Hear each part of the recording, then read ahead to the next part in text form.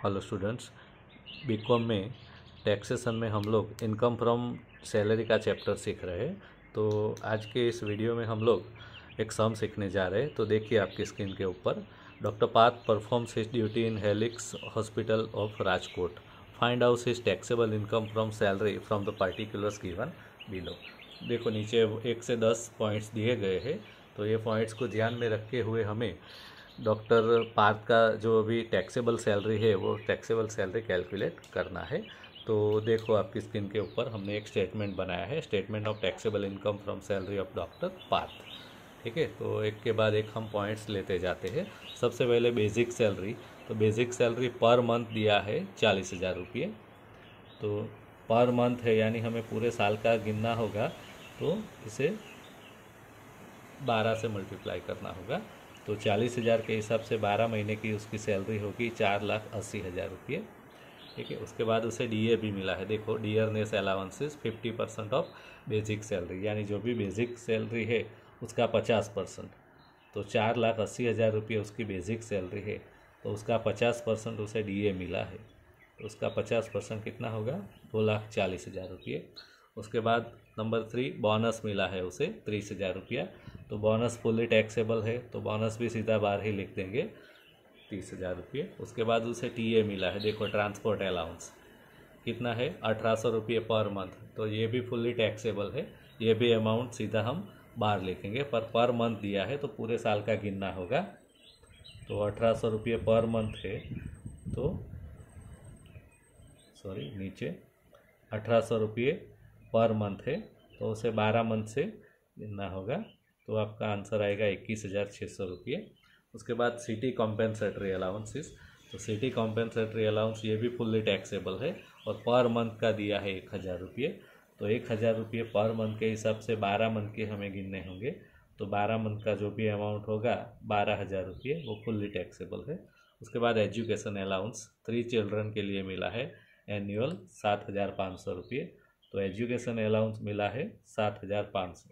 ठीक है, अब ये 3 बच्चों के लिए मिला है। देखो, एजुकेशन अलाउंस फॉर 3 चिल्ड्रन।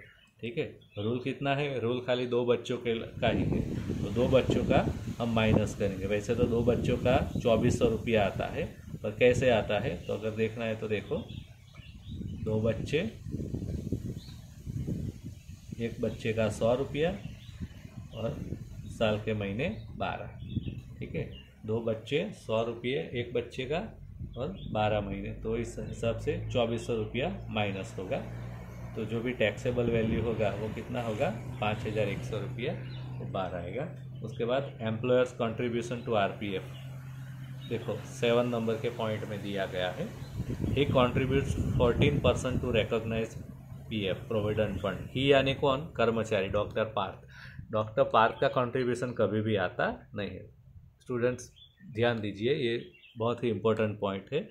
ज़्यादातर सब में ये दिया गया होता है कि कर्मचारी का जो भी कंट्रीब्यूशन है वो इतना परसेंट है, पर हमें उसे ध्यान में लेना नहीं है। हमें किसका कंट्रीब्यूशन ध्यान में लेना है? ऑनर का, या तो कंपनी का, या तो एम्प्लॉयर का। तो कंट्रीब्यूशन जो कर्मचारी का है वो ध्यान में नहीं लेंगे। उसके बाद his employer contributes to PF at the same rate, यानी उसके एम्प्लॉयर का कंट्रीब्यूशन कितना है? सेम रेट, यानी 14% के हिसाब से। तो ये हमें ध्यान में लेना है। तो देखो, एम्प्लॉयर्स कंट्रीब्यूशन टू आरपीएफ कितना लेना है? 14%। ठीक है, 14% लेना है बेसिक के। तो 4,80,000 है, 4,80,000 के 14% गिनना है। तो 4,80,000 के 14% के हिसाब से गिनो, तो आपका आंसर आएगा 67,200। ठीक है, उसके बाद इसमें से एग्जेम्प्टेड वैल्यू होगी, वो माइनस करना है। तो एग्जेम्पशन का रूल क्या है? एम्प्लॉयर का कंट्रीब्यूशन का 12%। तो 12% जो भी है बेसिक का हम माइनस करेंगे। तो 4,80,000 बेसिक है, उसका 12% के हिसाब से 57,600 रुपये माइनस हो जाएंगे। ठीक है, तो बाकी के बचे 9,600 रुपये टैक्सेबल वैल्यू, वो बाहर जाएगा। उसके बाद the interest added to recognise provident fund is ₹20,160 at the rate of 12%, यानी 12% के हिसाब से उसके पीएफ अकाउंट में इतना ब्याज जमा हुआ है। कितना? 20,160 रुपये। तो इंटरेस्ट क्रेडिटेड टू आरपीएफ, ये पूरी अमाउंट सबसे पहले तो लिख देना है 20,160 रुपये। अब इसमें से जो भी एग्जेम्प्टेड वैल्यू है वो माइनस करेंगे। तो एग्जेम्प्टेड वैल्यू का रूल 9.5% का है। तो 9.5% किसका, तो आपको फार्मूला बनानी होगी। ये 20,160 कितने परसेंट के हिसाब से मिला, 12%। 12% के हिसाब से 20,160 रुपये, तो 9.5% के हिसाब से कितना होगा। ठीक है, तो आपका आंसर आएगा 15,960 रुपये। तो ये टैक्स फ्री वैल्यू होगा एग्जेम्प्टेड। तो इसमें से ये माइनस करेंगे, जो भी आएगा वो टैक्सेबल वैल्यू होगा। तो 4,200 रुपये आपका टैक्सेबल वैल्यू होगा। Next point number 8, he has been provided a house in Rajkot by his employer with the furniture costing of rupees 3 lakh. The population of Rajkot city is less than 25 lakhs. The hospital has made the deduction of rupees 1,000 from his salary per month for this perquisite. यानी उसे उसकी company के द्वारा, hospital के द्वारा क्या दिया गया है, फर्नीचर वाला एक हाउस दिया गया है। ठीक है, तो जब भी एकोमोडेशन का इश्यू आता है तो हमें उसका गिनती करना होगा। तो वैल्यू ऑफ फर्निश्ड हाउस, उसका हम गिनती करेंगे। स्टेटमेंट के बाद हम उसका कैलकुलेशन दिखाएंगे। Note number 1, accommodation facility. ठीक है, तो सबसे पहले एकोमोडेशन में हमें क्या गिनना होगा, BABC सैलरी। ठीक है, उसका BABC सैलरी कितना होता है, बी यानी कि बेसिक, उसे कितना बेसिक पे मिला है। तो बेसिक देखो सब में कितना आता है, 4,80,000 रुपये। तो बेसिक की अमाउंट हो गई 4,80,000। उसके बाद ये यानी taxable allowances, all taxable allowances, उसे कितने अलाउंसेस मिले हैं। तो देखो सबसे पहले क्या है, डियरनेस अलाउंस। पर डियरनेस अलाउंस का रूल है कि ये तभी यहाँ पे गिना जाएगा अगर वो रिटायरमेंट बेनिफिट के लिए प्रोविडेंट का पार्ट हो। ठीक है, तो यहाँ पर डीए में ऐसा कोई भी एडिशनल इन्फॉर्मेशन नहीं दिया गया कि वो सैलरी का पार्ट है। ठीक है, तो डीए हम नहीं लेंगे, डीए हमें लेना नहीं है। उसके बाद और कौन कौन से अलाउंसेस मिले हैं, तो ट्रांसपोर्ट अलाउंसेस मिला है, देखो 21,600 रुपये टीए, 21,600।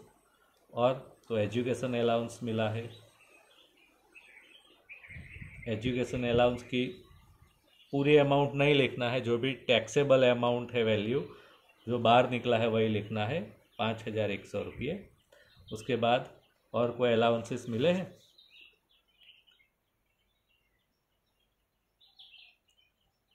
हाँ, सिटी कॉम्पेंसेटरी अलाउंस मिला है, देखो 12,000 रुपये, सिटी कॉम्पेंसेटरी अलाउंस 12,000 रुपये। ठीक है, और कोई अलाउंस नहीं, तो ये 3 अलाउंस मिले हैं। तो आपका B फॉर बेसिक हो गया, A फॉर अलाउंसेस हो गया। नेक्स्ट B फॉर बोनस, उसे बोनस मिला है सब में, तो देखो सब में दिया है बोनस 30,000 रुपये। ठीक है, तो बोनस आ गया। उसके बाद नेक्स्ट आएगा लास्ट में कमीशन। अगर उसे कमीशन भी मिला है तो ऐड करना है, पर सब में कहीं पर भी कमीशन का मेंशन नहीं किया गया है। तो इतना टोटल करेंगे तो इसका टोटल होगा ये आपका BABC सैलरी हो गया। ठीक है, तो ये अनफर्निश्ड हाउस के लिए सबसे पहले हमें गिनना है, तो उसके लिए BABC सैलरी ये हो गया। अब सबसे पहले ये देखना है कि ये जो हाउस दिया गया है ऑनर की ओर से, कंपनी की ओर से, वो कंपनी का खुद का है या कंपनी ने रेंट पे लिया है। ठीक है, तो यहाँ पर कहीं पर भी रेंट का मेंशन नहीं किया गया है, रेंट का लिखा नहीं है, या इसका मीनिंग क्या हुआ, ये कंपनी का खुद का है।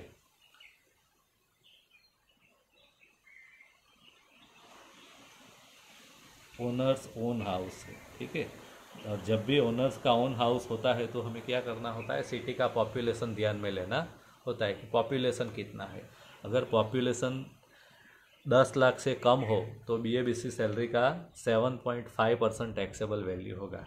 अगर पॉपुलेशन 10 लाख से 25 लाख के बीच में होगा यानी 10 लाख से ज़्यादा है, 25 लाख से कम है तो BA/BC सैलरी का 10% टैक्सेबल वैल्यू होगा। 25 लाख से ज़्यादा है तो 15%। तो यहाँ पर सम में दिया गया है कि population of Rajkot city less than 25 lakh. ठीक है, 25 लाख से कम है राजकोट का पॉपुलेशन, 25 लाख से कम है यानी क्या होगा, BA/BC सैलरी का 10%। 10% of BA/BC salary is taxable.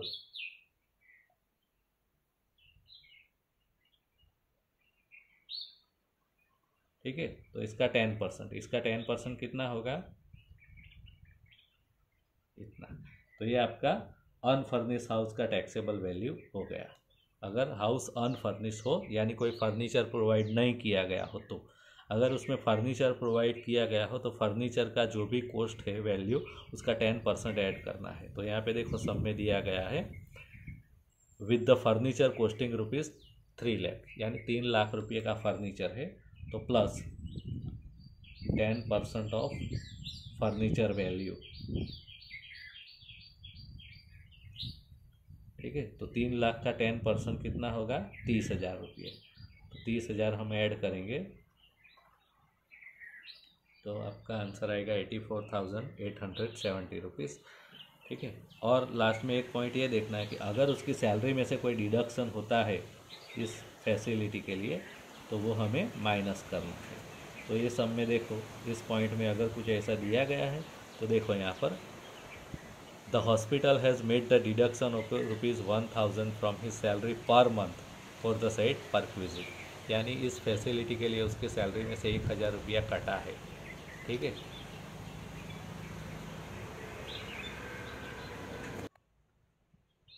तो 12,000 रुपये जो है वो हम माइनस करेंगे इसमें से, तो जो भी आएगा वो टैक्सेबल वैल्यू होगा 72,870 रुपीज़। ठीक है, तो ये जो है वो फर्नीचर वाले हाउस का टैक्सेबल वैल्यू हो गया।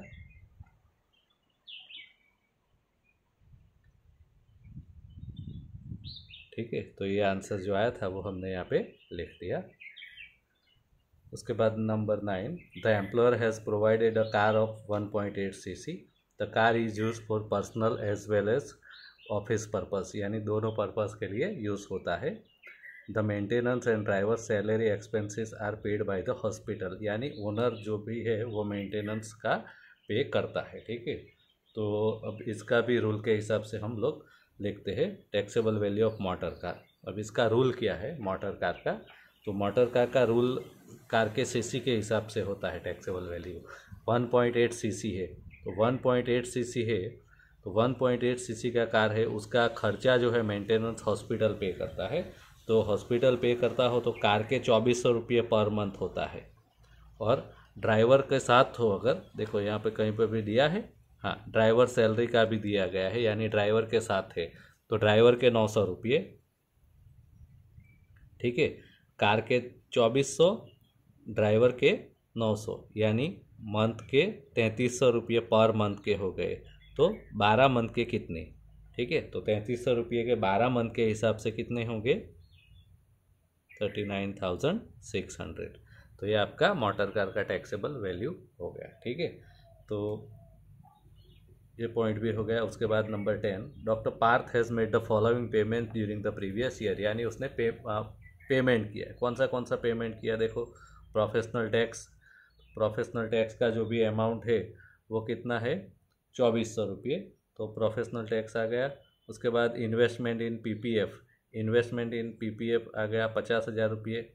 LIC premium 20,000, payment of housing loan का आया 20,000। ठीक है, तो प्रोफेशनल टैक्स है वो लास्ट में ग्रोस सैलरी में से माइनस होगा। उसके बाद investment, LIC premium, housing loan ये सब माइनस नहीं होगा।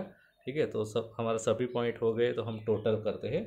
तो इतने जो भी टैक्सेबल वैल्यू है उसका हम टोटल करते हैं तो आपका आंसर आएगा 9,14,970 रुपीज़। ठीक है, ये आपका ग्रोस सैलरी हो गया। उसमें से रूल के हिसाब से हम लोग स्टैंडर्ड डिडक्शन माइनस करते हैं सबसे पहले। तो स्टैंडर्ड डिडक्शन का अमाउंट है वो 50,000 रुपये है।